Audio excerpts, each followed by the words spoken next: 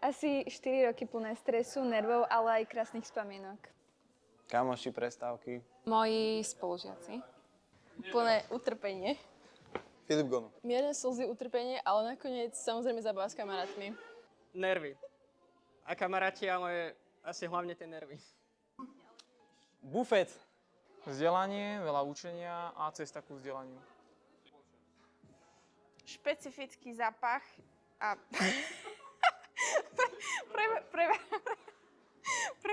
prevažne ženských vecoch. Je to tak? Tak asi by som klamal, ale asi taká tá definícia, že výchovno-vzdelávacia inštitúcia, ale tak ako taký obraz asi našej školy, tej budovy. To je také prvé, čo sa mi vynorí. Vzdelanie, zábava a harmónia medzi nimi. No tak mňa napadne teda naša budova, hneď akože v myšlienkach. Vidím budovu našej školy a konkrétne teda môj prvý deň, ako som tam celá vystresovaná išla bočným chodom. Tam konverzácie s bufetárkou, oni boli vždycky také vášnivé, by som povedal. Ďakujem. Budova. Nič iné. No však naše gymnázium. To asi nemôžem povedať na kameru. Depresia, strach, hrôza, krutosť, bolesť, plač. Máme na škole inšpekciu. Gymnázium je skvelá škola, prosím, všetci sa tam prihláste, je to tam fakt super.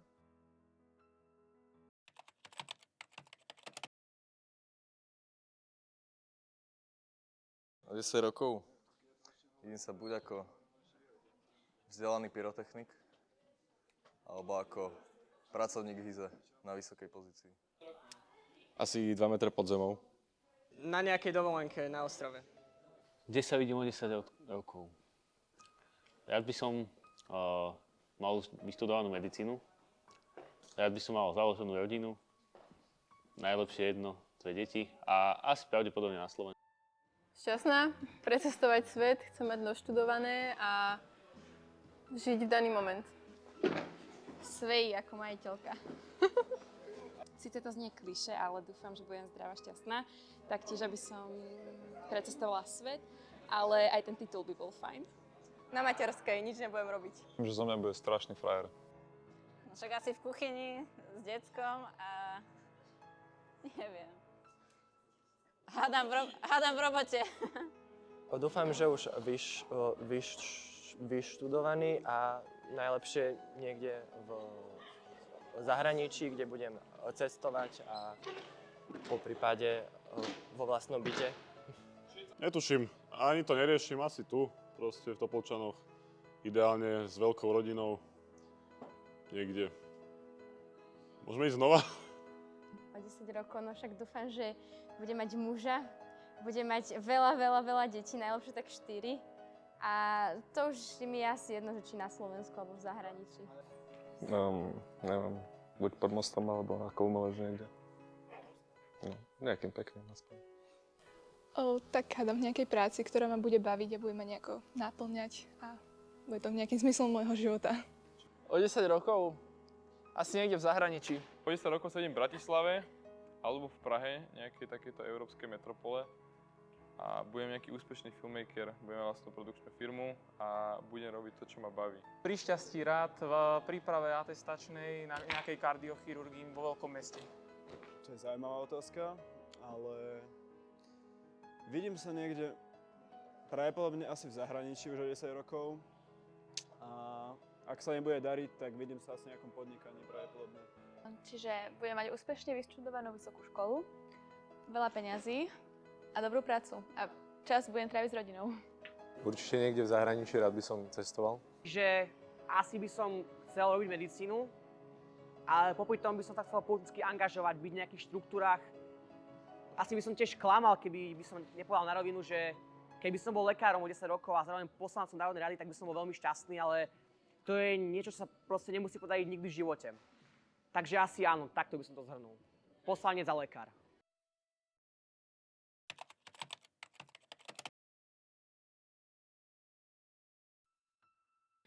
A tak azda by som povedala, že jasne.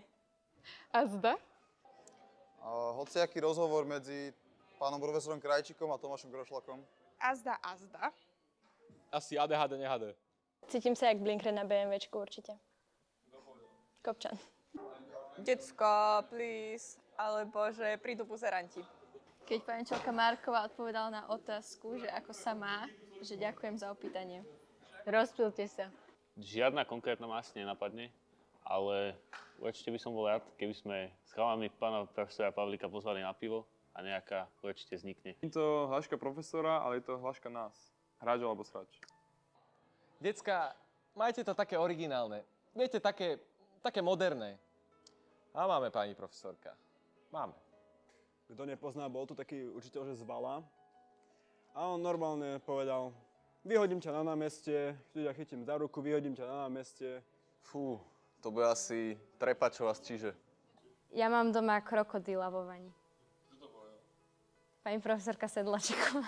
Asi spievajúci prednes If I Were a Boy. Tak to je určite moje obľúbené. Naša triedna, pani profesorka Kleinová, tak to je akože top. Keď to zaznie na hodine. If I were a boy. Ako sa do hory volá? Môžem ešte raz? Dobre.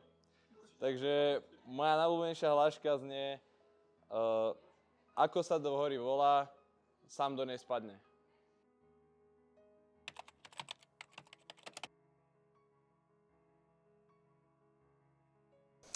Tak ja by som chcela byť buď učiteľkou, alebo nejakou trenérkou možno. Závodný pilot. Asi psychologička. Mať vlastné rádio. Asi architekt, alebo niečo s dizajnom. Mať farmu a krmiť kravy. No, to ešte neviem, ale určite práca z domu niekde na pláži. Doktorka. Pohrebár. Koho? Pohrebár, nie? Či jak sa to volá? Pohrebár? Či robí pohreby? Pohrebák, nie? Alebo jak sa to nazýva? Hrobár, ale to nemôžem, hrobár, vieš to. Kriminálneho vyšetrovateľa. Nechcem byť zamestnaný. To je môj dream job. Nechcem, popravde. Chcem existovať, že úplne mimo. Na nejakej lodi, alebo tak nejak, chápeš? Mať dream job. Nemať job. Mať vlastnú kaviareň, pražiť kávu a pripravovať ju pre ľudí a... Právnik. Ja neviem, traktoristka. Asi architektúru by som chcela robiť. Asi podnikanie. Asi zarábať na starých, bezdetných a slaboduchých. Tak ak by sa podarilo, tak pravdepodobne policajtka, ale ešte neviem konkrétne. Dream job? Fú, vyhrať v lotérii a stratiť sa zo sveta.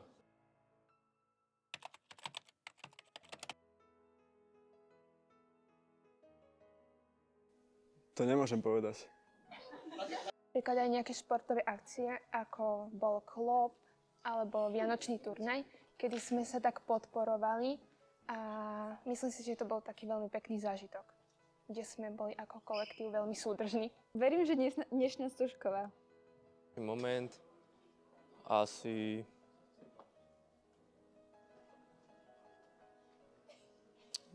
Koncoročný výlet z 3. ročníka. Tak nezvyčajne možno pred každou písomkou upratovanie lavíc z triedy a následne klamanie učiteľov, že oni nám ich ukradli. Značne asi na lyžiarskej. Asi lyžiarskej. Čo? Jaj, no, to je tým. Lyžiarsky. Lyžiarsky. Sme normálne na školskom výlete a hrali sme karty na izbe v 17 a tak, zabávali sme sa. Samozrejme bez alkoholu. Na školský výlet, keď sme boli v lete a šúchali sme sa po snehu. Školský výlet Štúrove. Každý boží deň. Skoro. Ťažko povedať. Asi Stužková bude taký veľmi dobrý zážitok. Keď páčia také tie tematické dni, ako napríklad Retro Day alebo Lazy Day a vždycky keď tancujeme, cez prestávky, tak je to úžasné.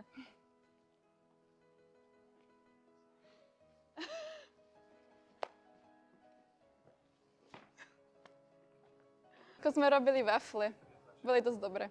Určite triedne výlety, hlavne ten posledný si tak zarezonoval s pánom Pavlíkom. a vysokohorská turistika po snehu, to bolo zaujímavé. Najradšej spomínam na výlety, ale najlepšie Chorvátsko. To bolo veľkolepé. Asi exkurziu v Chorvátsku. Najlepších 10 dní v Chorvátsku a prípravy na Stužkovú. Tuto Stužkovú. Určite množstvo pekných a nádherných spomienok. Ťažko vybrať jednu, ale asi by to bol ten výlet v Chorvátsku, ktorý už tu bol určite dnes veľakrát spomínaný. Chorvátsko, výlet do Chorvátska, to bolo top.